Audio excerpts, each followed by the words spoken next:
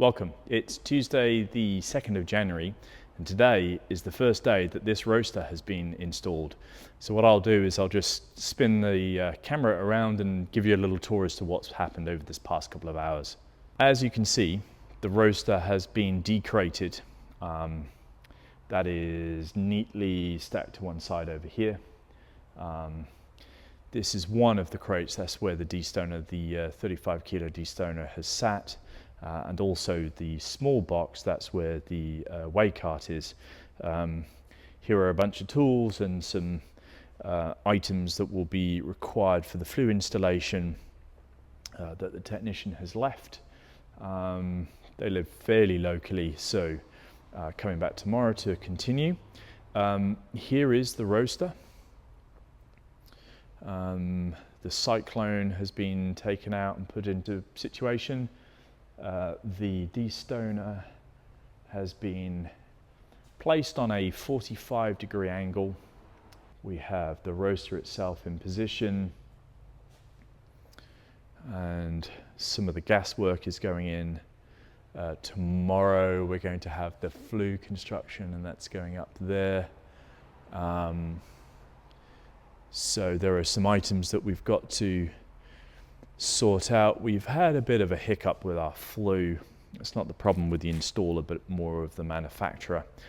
We have had 2 flue items that are special order being sent to us with the external packaging giving us the right denomination of the internal contents, but unfortunately the diameter of the flue is incorrect inside. So even if I was to check everything out, I wouldn't have known what I was looking at, and we'd still be in the position that we are now. So we've got to wait for some more flue to arrive.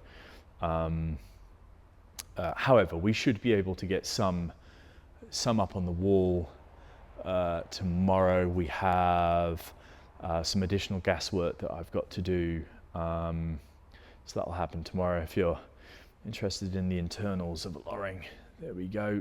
That is it before fire up. There's a whole bunch of setup that we need to do first. There is the rear of the machine. We've got some gas and water things going on down there.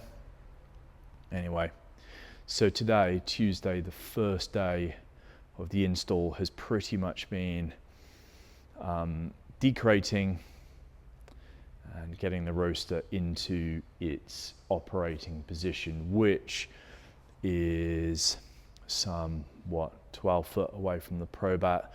Ideally, the probat would be in a different position. Maybe the probat would be where that beam cart is at the minute, but alas, that will happen in time.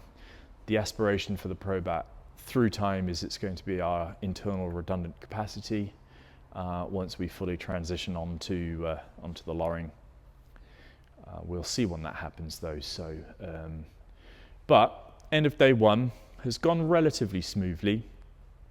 A couple of hiccups. Number 1, we don't have a forklift, so it was a little difficult getting the roaster off its pallet using a pallet truck. So FYI, anybody who purchases a Loring, keep hold of the metal strapping that Loring used to hold the crate, because you can use that to slide the roaster out. 2, we've got the flue issue that we're having to resolve.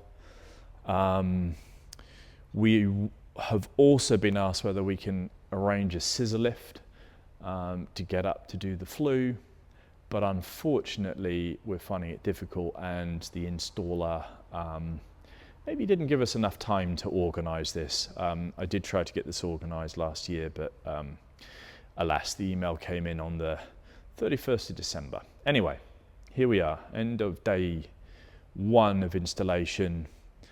I've tried my hardest to keep the roastery in a good working order. This is where we are today. Here we are. Hopefully that's a good little indication as to what happens on the install of a Loring. As you can see, I'm a little bit tired and weary. It was an early start, first day back.